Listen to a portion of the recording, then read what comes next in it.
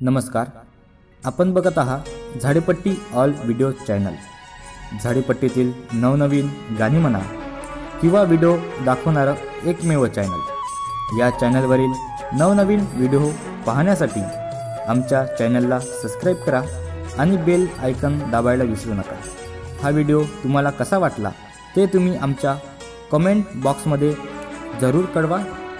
या व्हिडिओला लाईक करा, जास्तीत जास्त लोकांपर्यंत शेअर करा आणि आमच्या चॅनलशी जोडून राहा।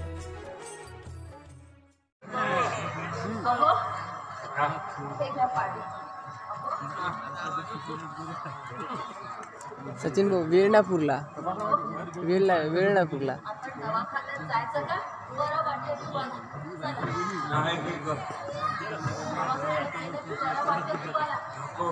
लवकर निघू आता।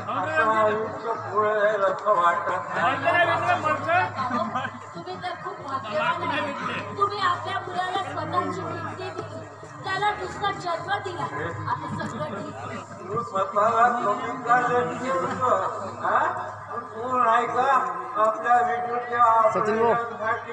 सचिन भाऊ 4 लाख रुपये जमा करून दिले।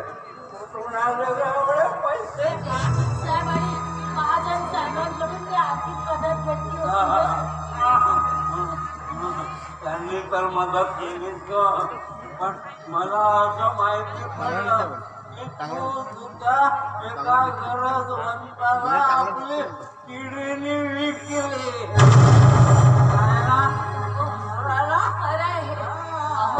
आपली खरी संपत्ती तर आपली लेख आहे ना, आपल्यापेक्षा त्यांचं तुझ्या बाबांना बरं नाहीये, बिजू दवाखान्यात घेऊन जाऊ बोला। काय नाही रे बाबा, आता तो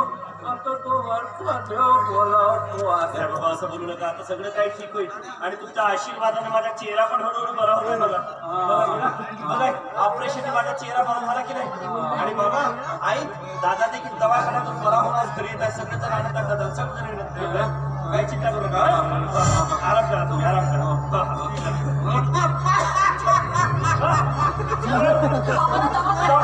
मी आटो कॅरी खेळतो,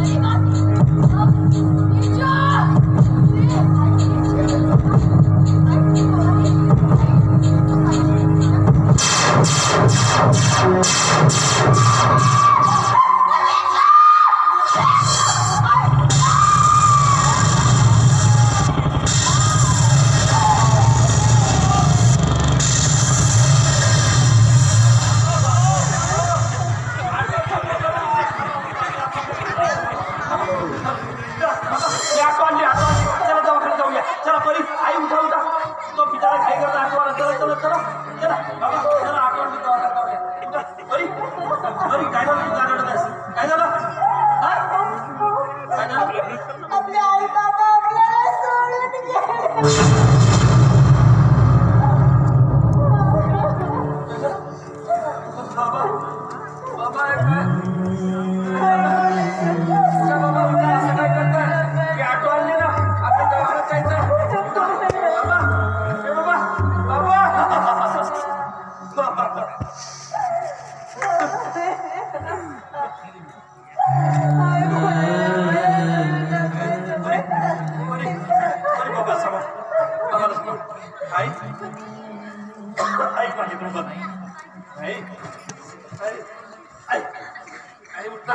माझ्याशी काहीतरी बोललाय।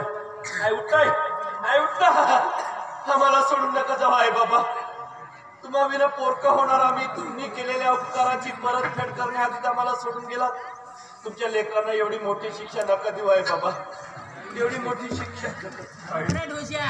बाबा मला मला माफ कर आहे बाबा, मला माफ.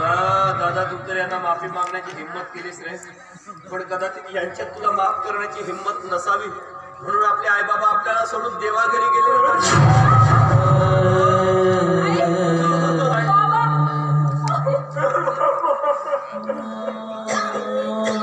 शांत हो रवी, शांत हो. अरे खरं तर आम्हाला सुद्धा माफी हवी होती रे, पण आमच्यासारख्या पापी माणसाला या जगामध्ये माफी नाही, हे सत्य आहे रे, हे सत्य आहे.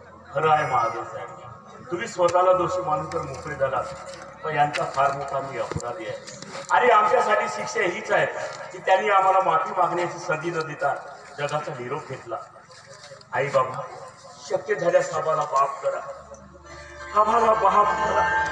माय बाप, तुमचा वरदस्त सदा आम्हाला करावा असू द्या.